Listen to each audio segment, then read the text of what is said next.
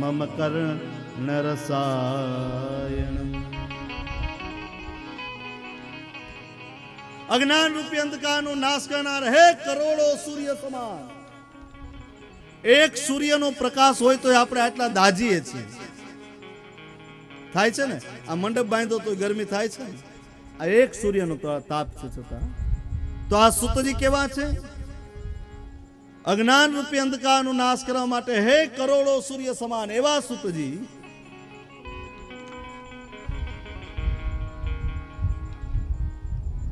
આપ તો કરોડો સૂર્ય સમાન છો, તો અમારા અંધકારનો નાશ નહીં થાય? એક સૂર્ય હોય તો પણ અંધકાર રહેતો નથી, તો તમે તો કરોડો સૂર્ય સમાન છો, તો અમારા અંધકારનો નાશ નહીં થાય? હવે અમારો અજ્ઞાન રૂપી અંધકાર મટશે. આ વક્તા પ્રત્યેની શ્રોતાઓની શ્રદ્ધા સૂચવે છે. જ્યાં કોઈ પણ જગ્યાએ કથા સાંભળવા બેઠા હોય અને ત્યાં વક્તા પ્રત્યેનો જો પૂજ્ય ભાવ ન હોય તો એમાં શ્રદ્ધા ન ભળે. માટે વક્તા પ્રત્યે પૂજ્ય ભાવ રાખો.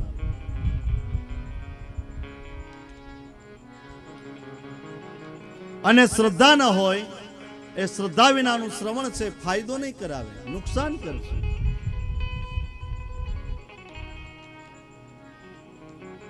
રામાયણ છે એ ભક્તિ પ્રધાન ગ્રંથો છે, એને સમજવા માટે બહુ બુદ્ધિની જરૂર ન પડે, સરળ ગ્રંથો છે. ફક્ત વક્તા છે એ સંત હોવો જોઈએ અને શ્રોતા છે એ સમર્પિત હોય એટલે રામાયણ સમજાય છે.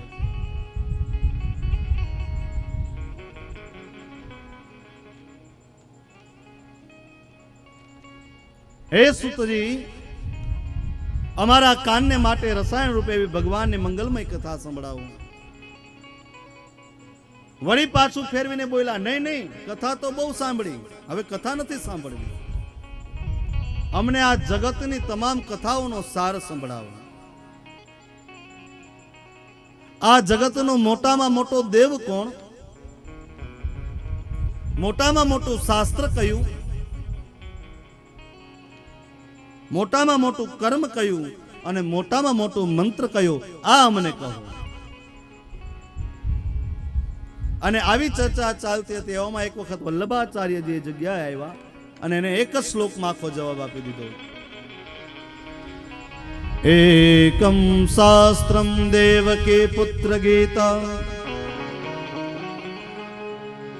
એકો દેવો દેવકી પુત્ર એવા, एको मंत्रस्तस्य नामानि यानि,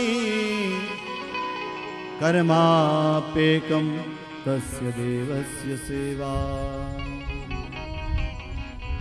જગતમાં શાસ્ત્ર એક જ છે, દેવકી પુત્ર એવ, એટલે કે ભગવદ ગીતા. જગતમાં મોટામાં મોટો દેવ એક જ છે. કોણ? તો કે દેવકી પુત્ર, એટલે કે ભગવાન કૃષ્ણ કનૈયો, ભગવાન મુરલીધર છે, એ એક જ દેવ છે. જગતનો મોટામાં મોટો મંત્ર છે એનું નામનું સ્મરણ. શ્રી કૃષ્ણ શરણમ મમ. અને જગતનું મોટામાં મોટું કર્મ પણ એક જ છે. આ ભગવાન શ્રી કૃષ્ણ નંદનંદનની સેવા આ મોટામાં મોટું કર્મ છે. આટલું માણસ કરે એટલે એને બીજું કાંઈ કરવાની જરૂર નથી રહેતી. મારા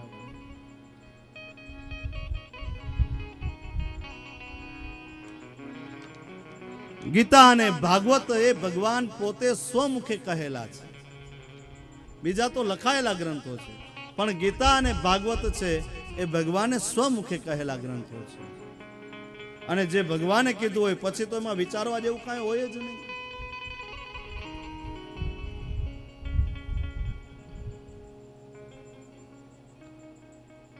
ભગવાનને જગત ગુરુ કીધા છે. એ જગતનો ગુરુ છે, રાસ રાસેશ્વર છે પરમાત્મા. અને પુરાણોમાં પણ ભાગવત પુરાણને મહાન પુરાણ કીધું છે. એક બાજુ 18 પુરાણ રાખે, એક બાજુ ભાગવત શાસ્ત્રને રાખે તો ભાગવતનું ત્રાજુ છે નમે છે, ઓલા 18 પુરાણ નથી નમતા. કારણ કે પુરાણોમાં ઉત્તમ એ ભાગવત પુરાણ છે. રામાયણ છે ને એ માણસને જીવતા શીખવાડે ને ભાગવત છે માણસને મરતા શીખવાડે છે. આ ટૂંકામાં ટૂંકી વ્યાખ્યા.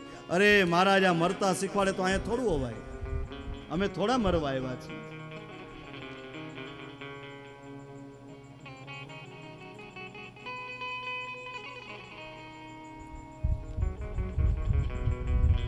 આને શાસ્ત્રોમાં કીધું છે કે આ જીવ જ્યારે આ શરીરને છોડીને જાય છે ત્યારે કેટલી વેદનાઓ થાય છે, વેચી જેવી વેદનાઓ.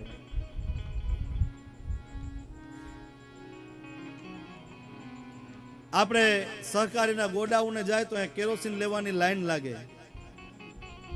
ઘઉં ચોખા લેવાની લાઈન લાગે, બધી વસ્તુ લેવામાં લાઈન લાગે.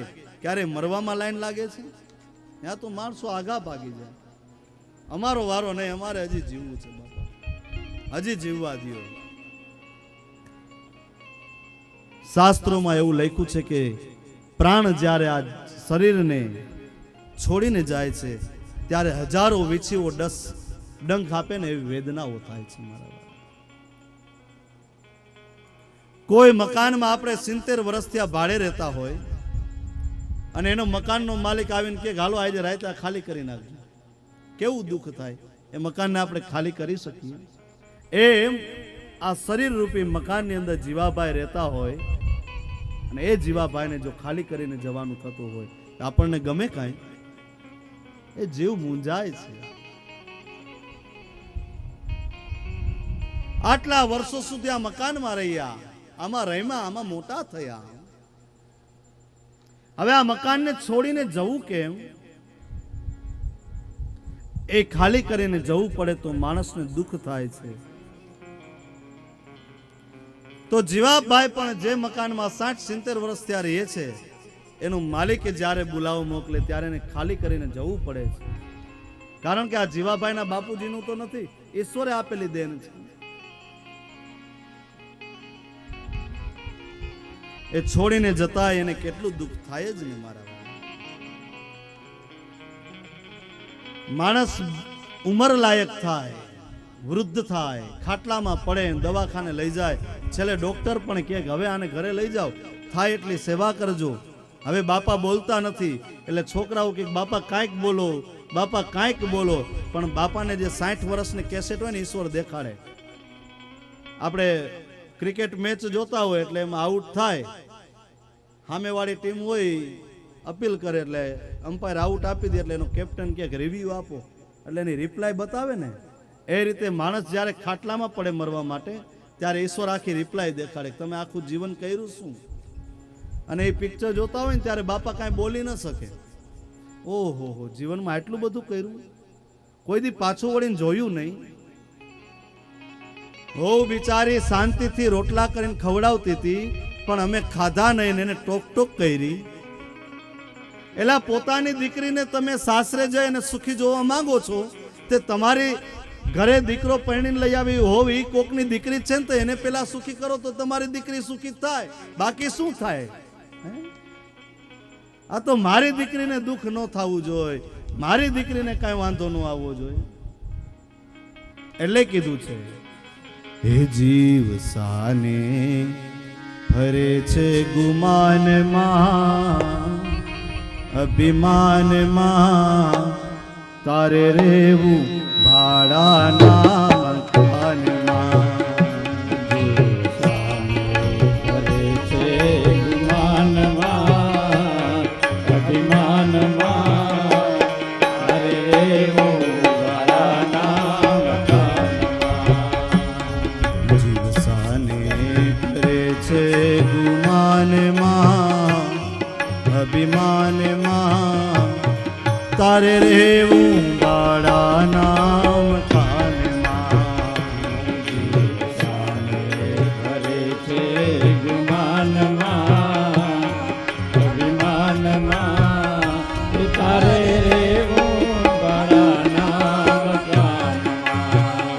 હે માને મારું મકાન કર્યા રંગને, હે માને મારું મકાન કર્યા રંગને રોગા. હે માને મારું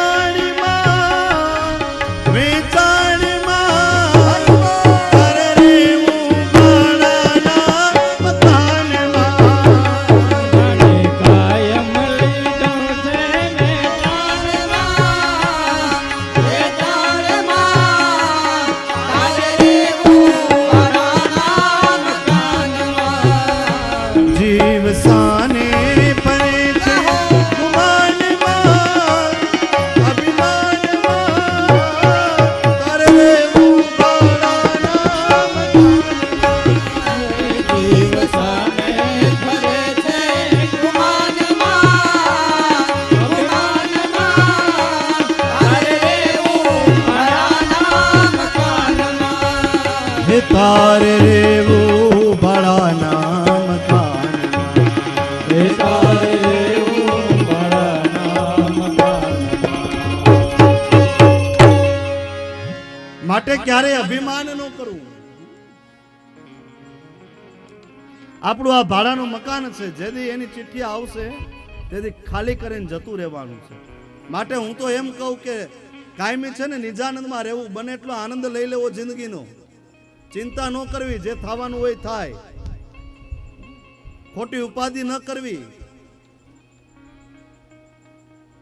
કાંઈ ન હોય તો ઓલા આપણે કહેવત કે ને બધાય કે ગાડા હાથે કૂતરું હાયલું જાતું હોય, કૂતરાને એમ હોય કે આખા ગાડાનો ભાર મેં ઉપાડ્યો છે. અરે આપણે તમે ને હું શું ઉપાડી શકવાના? ઉપાડવા વાળો તો એ ઈશ્વર છે મારા. જો એ ઈશ્વરની કૃપા થાય. રાજી કરવો હોય તો મારા રામને રાજી કરો. તમને રાજી કરીને શું મળે? માણસને રાજી કરીને કાંઈ ન મળે. રાજી કરવો હોય તો એ મુરલીધરને રાજી કરી. પૂજ્ય ડોંગરેજી બાપા કહેતા કે આ કથાની અંદર આ કોઈ ના આવ્યા હોય તો એનું કામ નથી, હું તો મારા ઠાકોરજીને સંભળાવું છું. અને એનાથી ભાવથી કથા કરતા. કથા છે ભાવથી થાય, કથા છે ભાવથી સંભળાય. પછી બેઠા હોય કથામાં, મન હોય ઘરે, એનાથી કાંઈ એના કરતા ઘરે રહેવું. આ ન આવું મારા બાપા, આ એનું કાંઈ કામ નથી. જો મન જેને ઘરે રાખવું એનું કામ નથી. આ વાતો કરવી હોય એનું કામ નથી. અને આ તો કેવો સત્સંગ, 3 કલાક કથા કરીને પછી ભોજન પણ મળે. જેટલા કથા સાંભળવા આવે બધાય પ્રસાદ લઈને જ જવાનું, એમને કોઈ જવાનું જ નહીં. પણ એક વાત યાદ રાખવી, એ પ્રસાદનો બગાડ ન કરવો. જોઈ એટલી વાર લેવું, પણ બધું એક ચોખાનો દાણો થાળીમાં ન રહેવા દેવા. પ્રસાદનો અર્થ થાય